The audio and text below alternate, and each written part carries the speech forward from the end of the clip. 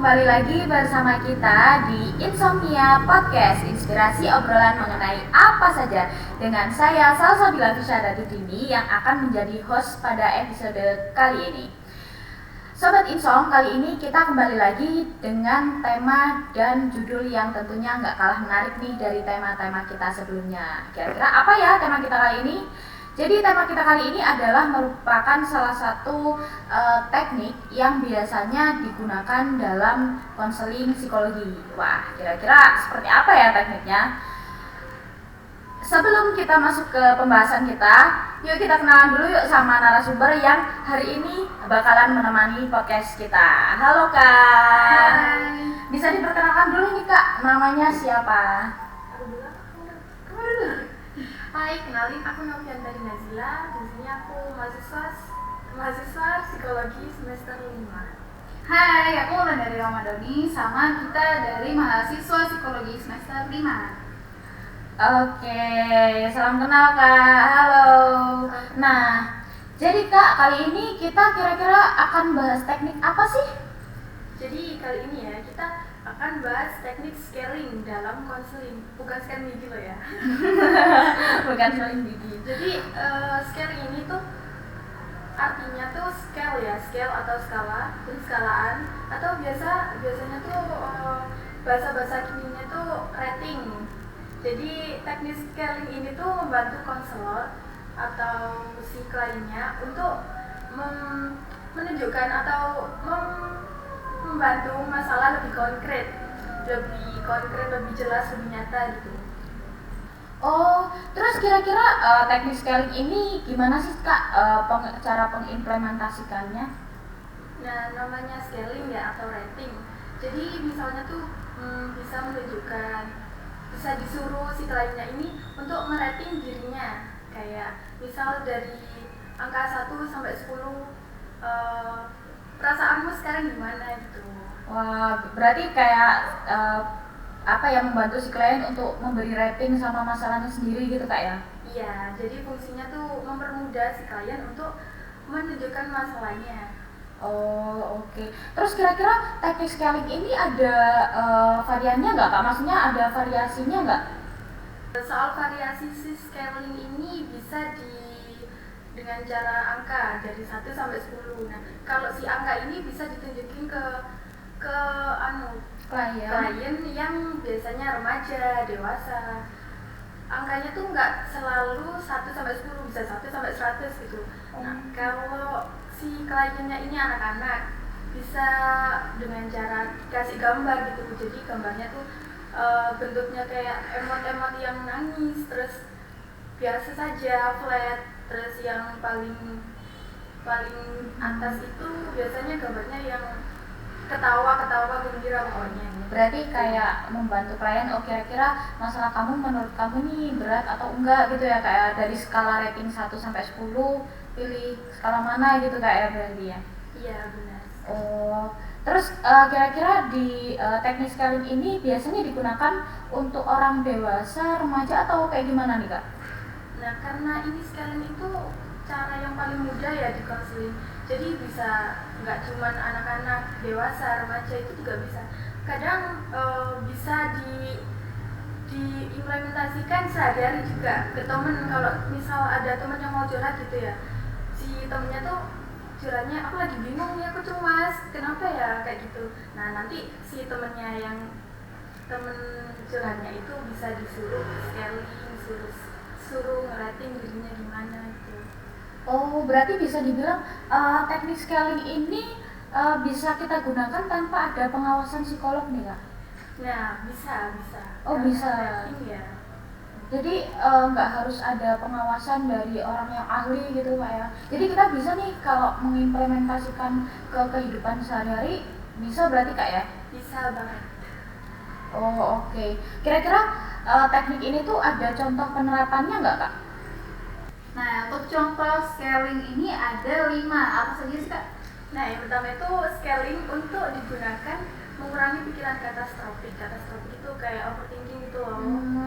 Terus yang kedua itu ada scaling yang digunakan untuk mengubah motivasi atau menaikkan motivasi. Kemudian yang ketiga itu ada scaling dalam hubungan personal, yang dimana mungkin ada hubungan couple atau suatu pacaran atau dalam relationship tertentu kan ada permasalahan mungkin di dalamnya. Nah biasanya tuh dua individu ini dalam satu pasangan ini ditanyai gimana tuh terkait masalah-masalah yang ada dalam hubungannya. Kemudian ada scaling untuk mengenali beban-beban lama atau di masa lalunya, kayak beberapa orang kan kayak mendam banget gitu loh, kayak tiba-tiba dia merasa kayak sedih, depresi gitu ya, tapi dia nggak tahu masalahnya ada di mana. Jadi penggunaan scaling ini dipertanyakan, bisa scaling dari Kak Novi tadi yang mulai dari 1 sampai 100 tadi ditanyakan kenapa sampai kita menemukan di mana letak permasalahan dalam masa lalu tersebut.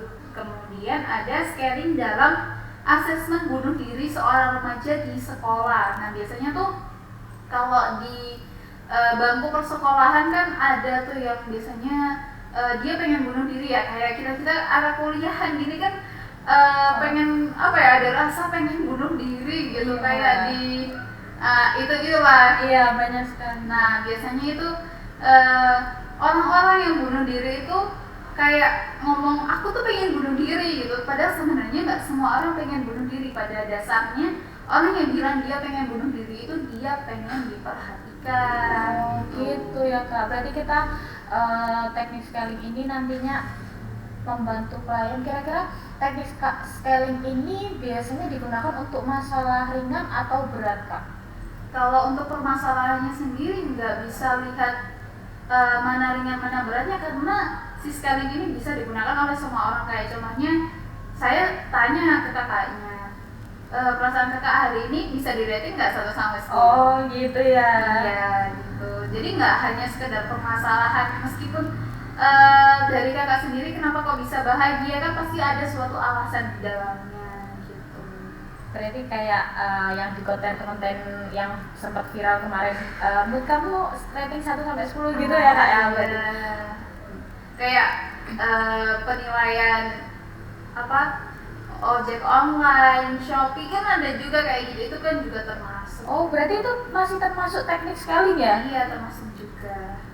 Oke, terus kira-kira kegunaan dan evaluasinya teknik scaling ini apa Kak?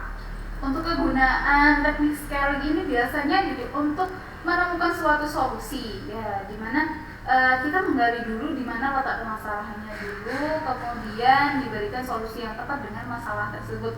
Kemudian juga bisa meningkatkan motivasi diri, self esteem seperti itu. Kayak misal kita tuh pernah ngerasa minder sama orang lain, terus kita masalah kalau 1 sampai 10 ini misalkan si A dia ngeliatin dirinya 7, padahal dia juga bisa sampai 9 loh, dengan cara meningkatkan motivasi tersebut.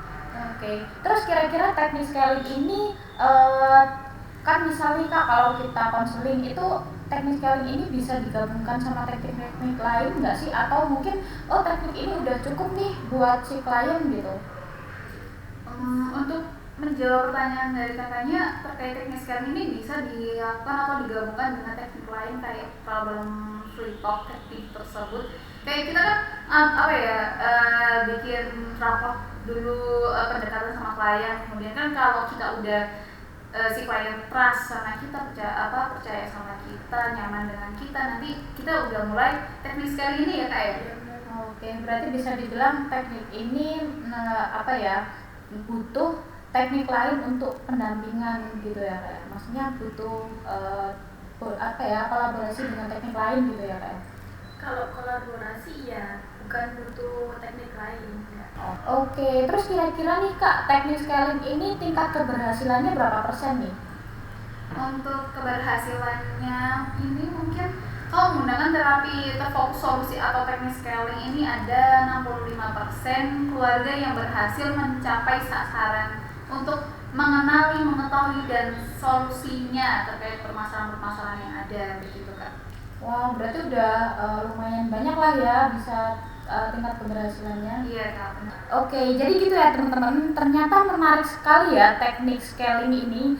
Nah, kalau untuk kalian sobat Insom yang ada di rumah yang ingin nih kira-kira pengen mengimplementasikan atau menerapkan teknik scaling ini, juga bisa nih kalian menerapkan tanpa harus ada pendampingan psikolog. Nah, jadi kira-kira gimana nih sobat Insom, kalian tertarik nggak nih untuk menerapkan atau mencoba gimana sih caranya, cara kerja teknik scaling ini?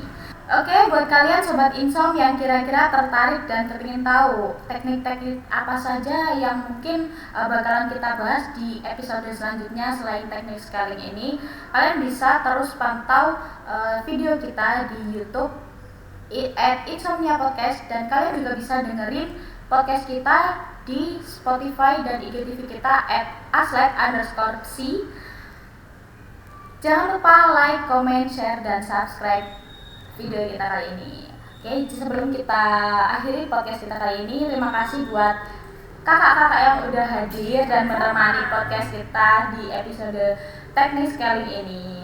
Saya Salsabila Fisyadatul pamit undur diri dan see you in the next video. Bye bye. Ya.